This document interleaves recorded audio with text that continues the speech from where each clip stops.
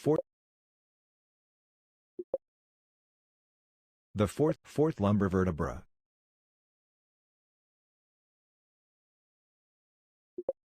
Fifth thoracic vertebra.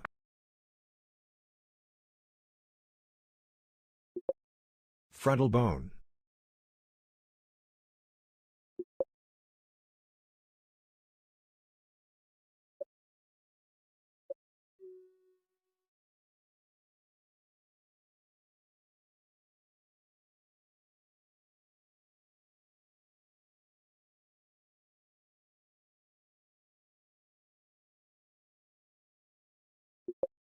Mandible. The mandible is a region in the lower jaw that forms the chin and contains cavities for the lower 16 adult teeth. The oblique line separates the mandible from two ascending processes called rami. With the exception of the ossicles located in the inner ear, the mandible is the only mobile bone of the skull.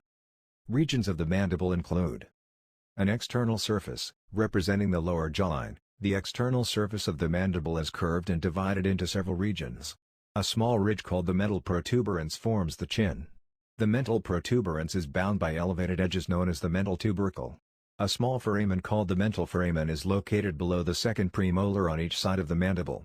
This foramen allows for the passage of the mental nerve and associated vessels. An internal surface. The internal surface is distinguished by the median ridge that separates the superior sublingual fossa and the inferior submandibular fossa. The alveolar border, also called the superior border or alveolar process, this region contains the cavities that hold the lower teeth. 16. Two ascending rami, the superior aspects of the mandible on the left and right sides, each containing two processes, coronoid and condylar. The coronoid process forms the anterior aspect of the mandibular notch and serves as the attachment site for the left zygomatic bone. The left zygomatic bone is a bone in the viscerocranium, specifically the facial skeleton. This diamond-shaped bone is commonly referred to as the left cheekbone, and it contributes to the formation of the zygomatic arch, the walls of the temporal fossa and infratemporal fossa, and a portion of the floor and lateral wall of the bony orbit. Like its counterpart on the right, the rough inferior edge of the left zygomatic bone serves as the attachment point for the masseter muscle.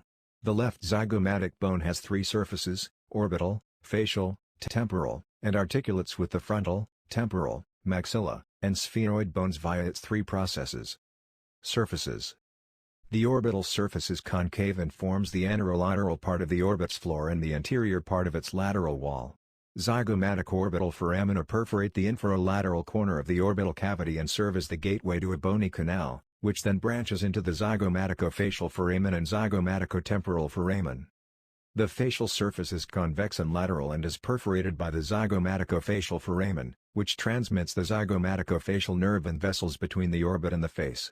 This surface gives attachment to the zygomaticus major muscle posteriorly and the zygomaticus minor muscle anteriorly. The temporal surface is posteromedial and articulates with the zygomatic process of the maxilla. It is perforated by the zygomaticotemporal foramen, which transmits the zygomaticotemporal nerve. Processes.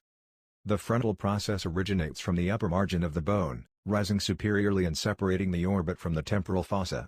Superiorly, it articulates with the zygomatic process of the frontal bone and, posteriorly, with the greater wing of the sphenoid bone. The temporal process is oriented posteriorly, and its jagged terminal tip articulates with the zygomatic process of the temporal bone to form the zygomatic arch. The maxillary process extends from the anterosuperior angle of the zygomatic bone toward the midline, forming the inferior lateral orbital margin.